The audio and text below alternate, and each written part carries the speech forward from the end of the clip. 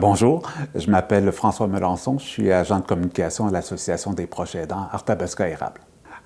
L'Association des proches aidants Arthabasca Érable, c'est un organisme qui vient en aide aux personnes proches aidantes dans les MRC donc d'Arthabasca puis de l'Érable. Qu'est-ce qu'on fait? On vient d'abord soutenir les personnes proches aidantes en leur donnant de l'information pour les aider à prendre des décisions éclairées dans leur rôle. On leur offre aussi des services. On peut les écouter, leur donner des services de consultation. Et on offre aussi des activités pour leur permettre de prendre du répit, de se reposer des fois de leurs tâches. Ça, c'est un premier aspect. Le deuxième aspect qui est aussi important, c'est la défense des droits des personnes proches aidantes.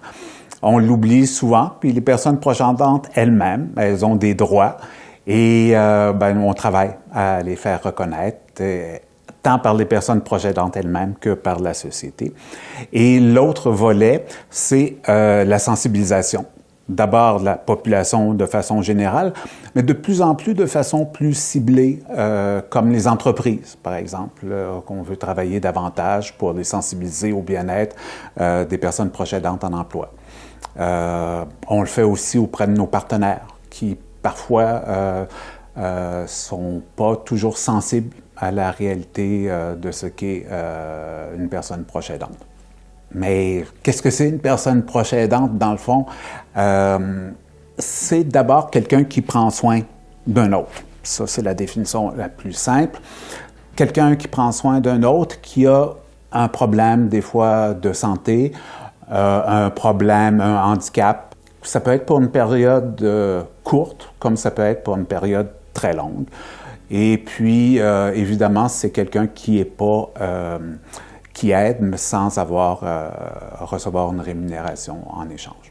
Fait que, grosso modo, c'est un peu ça. On a parlé souvent, et on parle encore souvent, d'aidants naturels. Mais aidants naturels, personnes proches aidantes, proches aidants, proches aidantes, c'est des synonymes. Ça dit toute la même chose. C'est personne qui prend soin d'un autre. Nous, notre travail de sensibilisation de la population et des différents intervenants, elle est importante parce que les personnes proches aidantes, elles ont souvent de la difficulté à se reconnaître. C'est tellement naturel, dans le fond, de venir en aide aux gens qui sont proches, qu'on ne s'en rend pas toujours compte.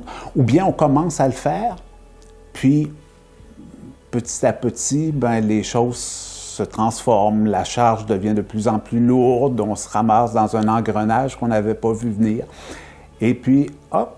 Là, tout d'un coup, ça va moins bien, on éprouve des difficultés et on est comme surpris un petit peu de la situation, tellement elle s'est développée de façon naturelle.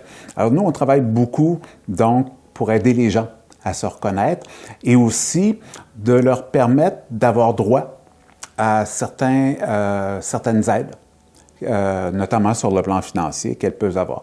C'est pas des aides considérables sur le plan financier, jamais suffisamment. On parle souvent d'environ 7 000 $ par année les dépenses que peuvent engendrer la proche aidance. Donc, c'est quand même une somme importante. Alors, il y a des aides financières qui existent, puis souvent les gens ne sont pas au courant, notamment sur le plan fiscal. Et donc, nous, on travaille beaucoup sur cet aspect-là. Donc, d'aider à la fois les personnes à se reconnaître comme proches aidants pour aller chercher les services dont ils peuvent avoir besoin. Puis, dans la société, donc, d'aider à reconnaître les personnes proches aidantes pour les aider, les soutenir dans leur travail. Parce que, dans le fond, la proche aidance, c'est quelque chose qui se fait individuellement. C'est une personne qui aide un autre.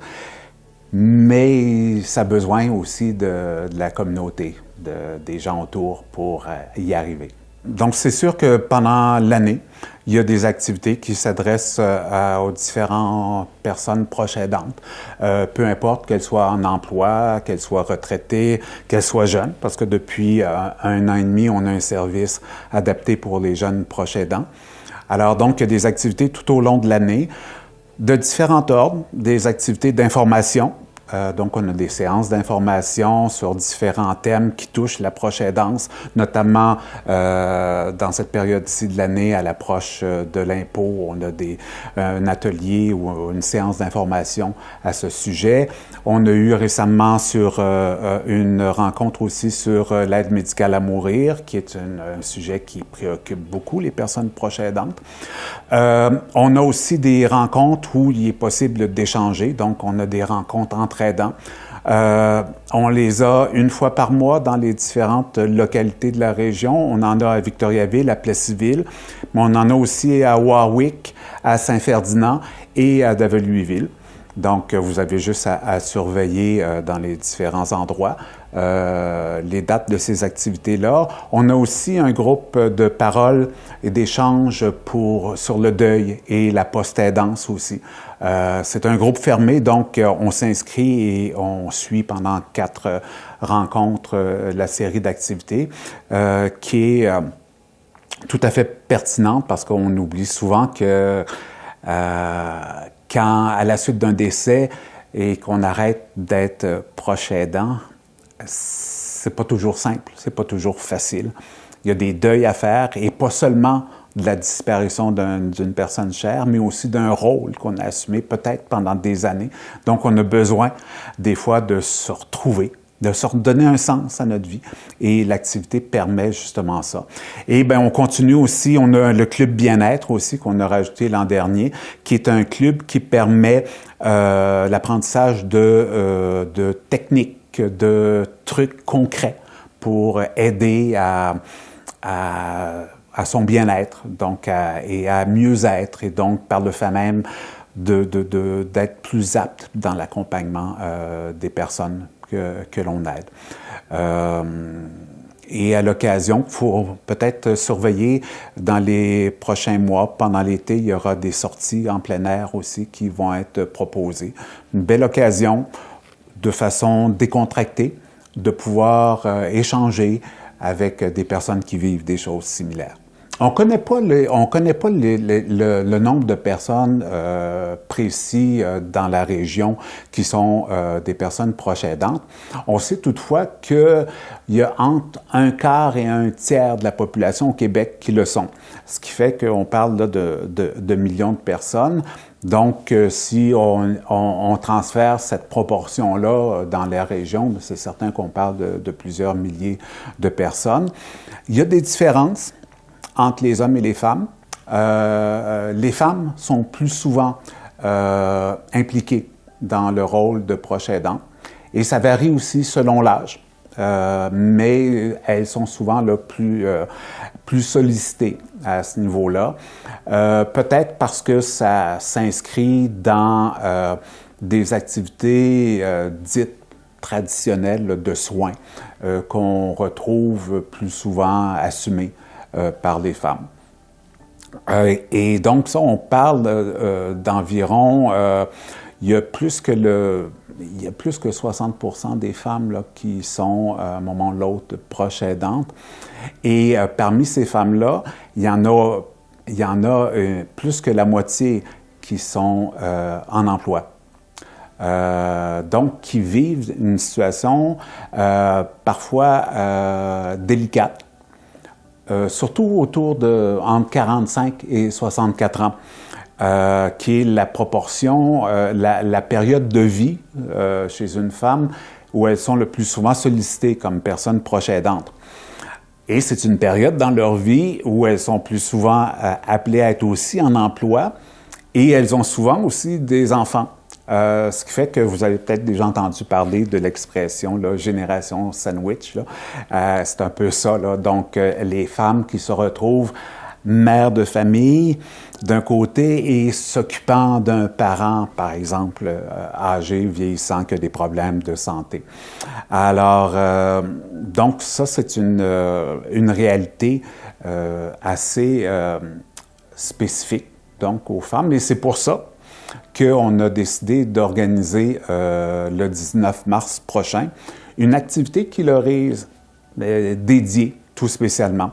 Donc, une activité qu'on a appelée « Réussir l'équilibre » et qui est un 5 à 7 de réseautage pour les femmes proches aidantes en emploi. Donc, pour leur permettre de pouvoir échanger avec d'autres femmes dans la même situation et aussi de leur permettre de partir avec des trucs, des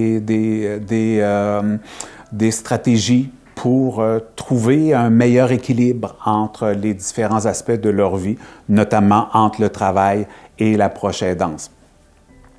On va présenter à l'occasion de cette activité-là 4 mini-ateliers d'environ 15 à 20 minutes qui vont donner des trucs, là, notamment au niveau de la pensée positive. Il existe des stratégies, des façons de faire qui peuvent être utilisées à la fois comme proche aidante et à la fois dans le travail pour essayer de trouver un bon équilibre. Même chose, on va donner des trucs, on va partager les éléments concernant les droits de congé pour les personnes proches aidantes en emploi.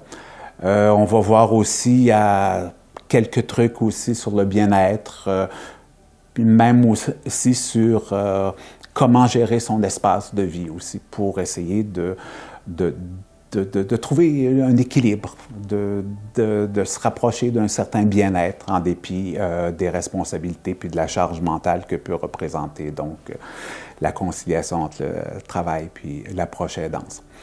Donc, comme je le disais, l'activité a lieu le 19 mars prochain. Ça va avoir lieu à la salle La Zone Grise à Victoriaville. Donc, c'est un 5 à 7. Donc, ça commence à 5 heures. On offre des bouchées et une consommation gratuite. Et puis, ça va être vraiment une belle occasion, là. On attend une bonne quarantaine de femmes à cette occasion-là. Ça va être vraiment une belle occasion, là, de pouvoir échanger, puis de trouver appui et motivation à travers l'échange.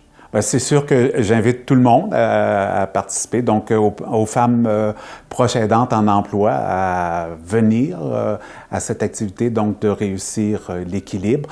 Vous pouvez trouver les informations sur notre site web ou sur notre page Facebook. Vous allez y trouver le lien vers le formulaire d'inscription. Ça va nous faire plaisir de vous rencontrer. Vous pourrez aussi, par la même occasion, sur notre site web et sur la page Facebook, suivre nos différentes activités. Et n'hésitez pas à nous faire connaître vos besoins. On est là pour vous.